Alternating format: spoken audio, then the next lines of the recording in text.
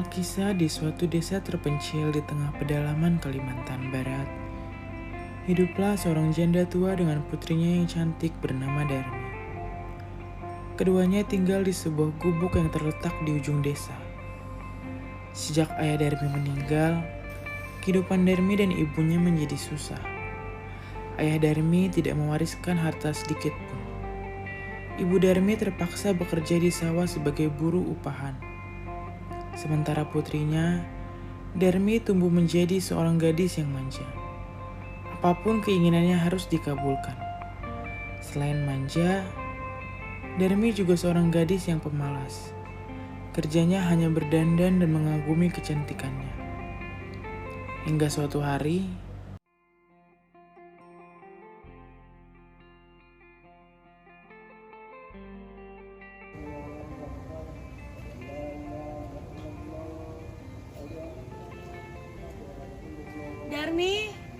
Darmi, ayo ikut ibu ke sawah, nak. Apa? Sawah? Aku tidak mau. Aku tidak mau kukuku dan kulitku kotor karena terkena lumpur. Apa kamu tidak kasihan pada ibu, nak? Tidak. Ibu saja yang pergi ke sawah sendirian. Karena tidak mungkin ada laki-laki yang tertarik pada muka ibu yang keriput itu. mendengar jawaban Darmi yang ketus, Ibu Darmi tak bisa berkata-kata. Ibu Darmi hanya bisa mengelus dadanya. Dengan perasaan sedih, ia pun berangkat ke sawah sendirian untuk bekerja. Sedangkan Darmi tetap tinggal diam di gubuk, sembari mendandani dirinya agar terlihat cantik.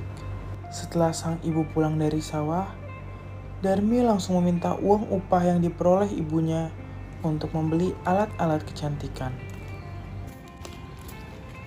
Ibu, mana uang upah itu? Nggak ada, nak, uangnya. Nah, ini dia. Jangan, nak. Uang ini untuk membeli kebutuhan kita hari ini. Bedak aku habis, Ibu. Aku harus beli yang baru. Kamu memang anak tidak tahu diri. Maunya menghabiskan uang saja tapi tidak mau bekerja.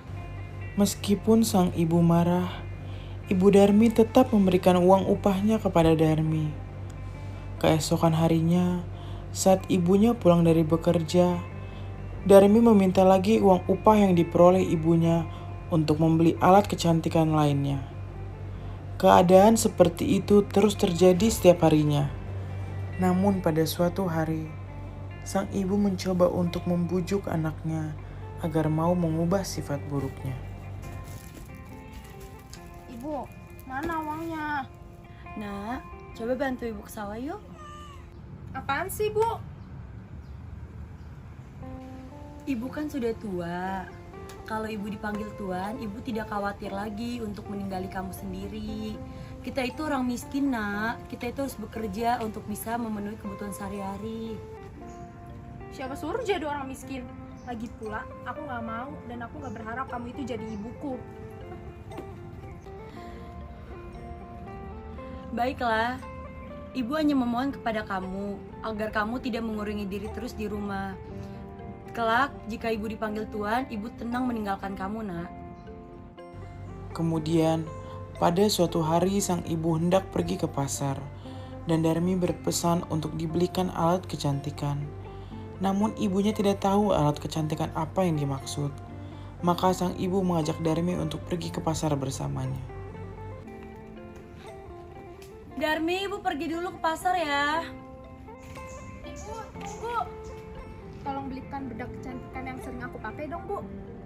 Kalau begitu, ayo sekalian pergi ke pasar bersama ibu. Apa? Ke pasar? Aku tidak mau pergi ke pasar bersama ibu. Tapi ibu tidak tahu bedak kecantikanmu yang mana, nak. Udah, aku mau ke pasar. Tapi dengan satu syarat. Ibu harus berjalan di belakang aku. Baiklah, terserah apa katamu, Darmi. Setelah itu, berangkatlah mereka berdua ke pasar secara beriringan. Darmi berjalan di depan, sedangkan ibunya mengikutinya dari belakang sambil membawa keranjang. Meskipun keduanya adalah ibu dan anak, penampilan mereka terlihat jauh berbeda. Di tengah perjalanan, mereka bertemu dengan warga yang tinggal di kampung lain. Wah, cantik sekali wanita itu. Darmi ya? Tapi di belakangnya itu siapa ya? Ayo kita samperin Darmi. Darmi, mau kemana kamu? Halo, mau ke pasar. Oh, mau ke pasar. Ngomong-ngomong, siapa orang di belakangmu itu? Apakah dia ibumu? Bukan, tentu saja dia bukan ibuku. Dia itu pembantuku. Jawaban yang diberikan Darmi tersebut membuat ibunya semakin sedih dan sakit hati. Tetapi sang ibu tetap kuat untuk menahan rasa sakit hatinya. Sampai pada akhirnya, Ibu, sedang apa? Kok berhenti sih? Ibu Darmi tidak menjawab pertanyaan anaknya. Karena sudah tidak kuat menahan rasa sakitnya, sang ibu berdoa kepada Tuhan agar menghukum anaknya yang durhaka. Ya Tuhan, ampunilah hamba yang lemah ini. Hamba sudah tidak sanggup lagi dengan anak yang durhaka itu. Berikanlah dia hukuman yang setimpal ya Tuhan. Beberapa saat kemudian, tiba-tiba langit menjadi mendung, petir menyambar, dan suara guntur bergemuruh. Tak lama, hujan deras pun turun. Kaki Darmi secara perlahan berubah menjadi keras dan menjadi batu. Darmi pun panik. Ibu, apa yang terjadi dengan kakiku, Ibu? Ibu, maafkan Darmi, Ibu. Darmi tidak akan mengulanginya lagi, Ibu. Namun, apa yang harus dilakukan? Nasi sudah menjadi bubur. Hukuman itu tidak bisa lagi dihindari. Perlahan-lahan tubuh Darmi menjadi batu.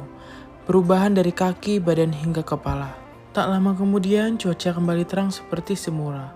Namun seluruh tubuh Darmi berubah menjadi batu. Batu itu kemudian diletakkan di pinggir jalan dan disandarkan di tebing. Setelah itu masyarakat setempat memberi nama batu tersebut dengan nama Batu Menangis.